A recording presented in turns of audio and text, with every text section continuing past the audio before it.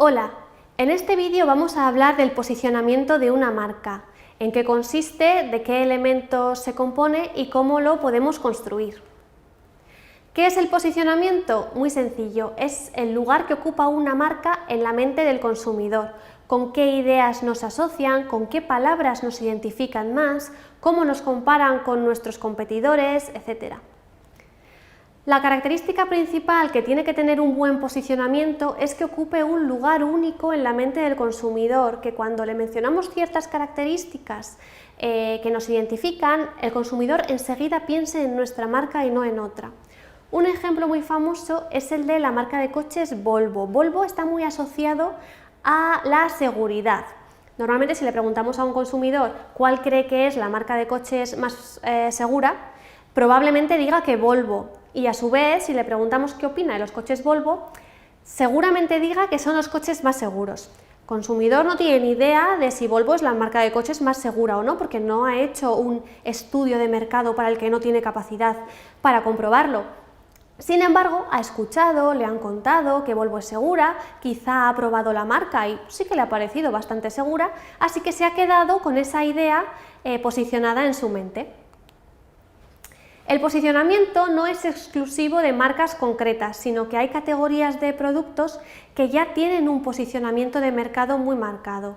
Si pensamos en qué chocolate es el más rico del mundo, quizá pensemos en el belga. Si pensamos en los relojes más precisos, pues pensamos en los suizos.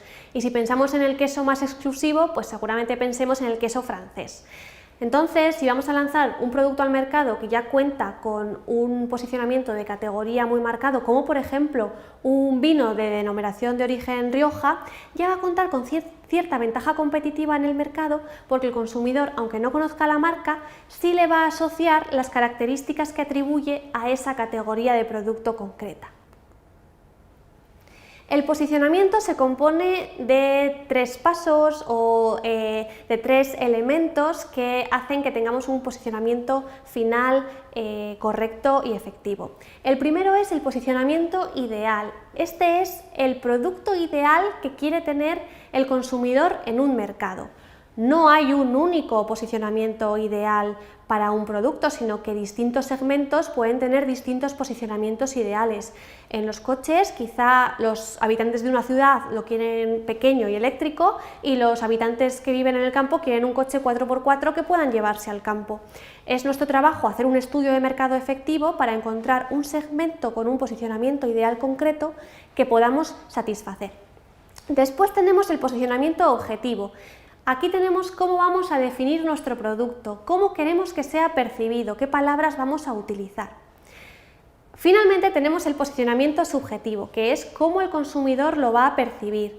A veces lo va a percibir igual que se lo estamos contando. Si soy Volvo y digo que soy muy seguro y el consumidor me percibe como seguro, es un posicionamiento muy bien logrado, pero quizá estamos diciendo una característica que no es percibida. Quizá somos Nokia y decimos que somos muy modernos, pero el consumidor ya no nos percibe como tal. Veamos un ejemplo en concreto. Vamos a imaginar que tenemos una floristería y queremos lanzar un nuevo producto a nuestro mercado. Vamos a identificar una serie de demandas que tienen los habitantes de nuestro barrio, a ver cuál nos viene mejor satisfacer. Hemos identificado a un grupo de habitantes de nuestro barrio que quieren comprar flores frescas, blancas y amarillas, y creemos que quizá les podemos dar un producto parecido al que quieren. Vamos a leer bien esta demanda y la vamos a llevar a nuestro proceso productivo para crear un producto que se parezca lo máximo posible a lo que nos están pidiendo estas personas. Hay veces que bien porque no nos hemos enterado con exactitud de lo que nos está pidiendo el mercado, o bien porque no tenemos la capacidad técnica y económica para producirlo, que no podemos hacer exactamente lo mismo que nos está pidiendo este segmento. En este caso, por ejemplo, en nuestra floristería no podemos hacer flores frescas, blancas y amarillas, pero podemos tener flores amarillas y, como somos una floristería que también vende jarrones, le vamos a poner un jarrón blanco y al final vamos a salir al mercado con un producto que se parece bastante a lo que nos estaban pidiendo. ¿Qué puede ocurrir en este caso? Pues 2 cosas. que el cliente lo perciba de manera positiva, vea que es un producto que se parece mucho a lo que estaba pidiendo idealmente, aunque no con exactitud, y además dé valor añadido a que le estamos regalando un jarrón. En este caso tendrá una actitud positiva y lo comprará. Sin embargo, puede ser que entre que compramos el jarrón, se lo ponemos a las flores, lo arreglamos todo para que salga al mercado, quizá nuestras flores pierden un poco de frescura, que era un atributo esencial que estaba pidiendo el consumidor. En este caso, cuando vea nuestro producto dirá, bueno, yo quería flores frescas, blancas y amarillas, y me están dando unas flores que no son blancas, no están frescas, me dan un jarrón que no quiero y al final no tiene nada que ver con lo que yo estaba pidiendo.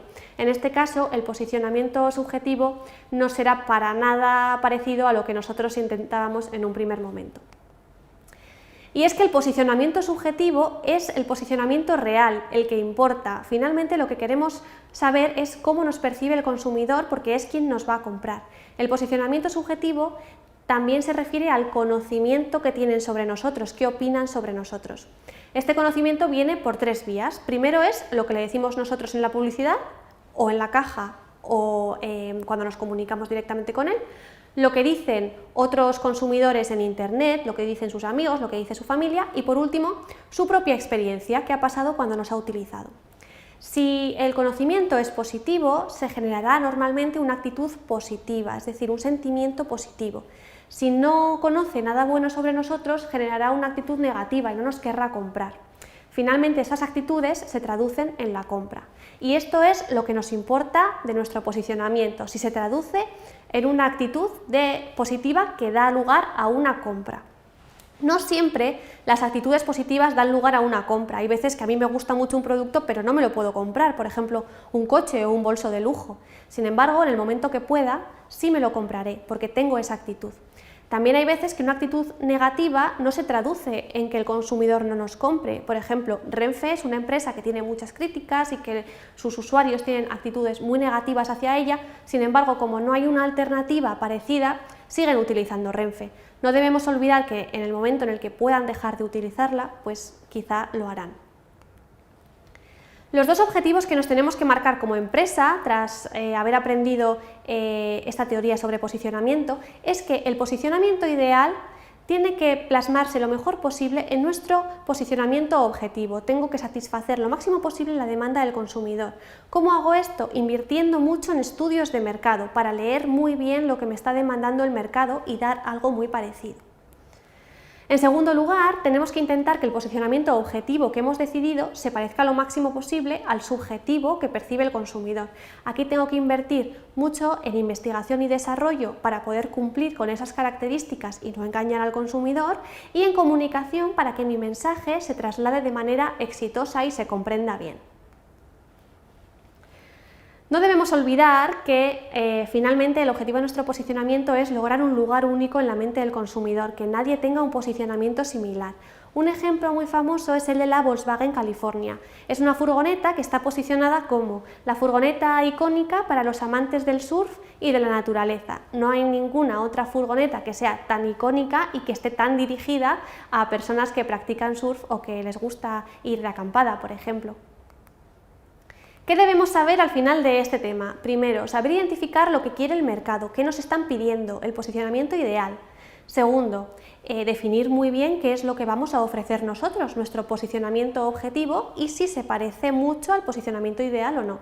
En tercer lugar, tenemos cómo me perciben, el posicionamiento subjetivo, si el consumidor piensa de mí lo mismo que yo le estoy comunicando. En cuarto lugar, tenemos que ver si el consumidor desarrolla una actitud positiva hacia mí o negativa, si lo que conoce de mi marca le gusta o no le gusta. Y por último, si esta actitud positiva se traduce en compra o no compra, y en el caso en que se traduzca en no compra, ¿cuáles son las razones? Para conocer más sobre el posicionamiento dentro de la construcción de nuestra marca, por favor, ve el vídeo del siguiente tema.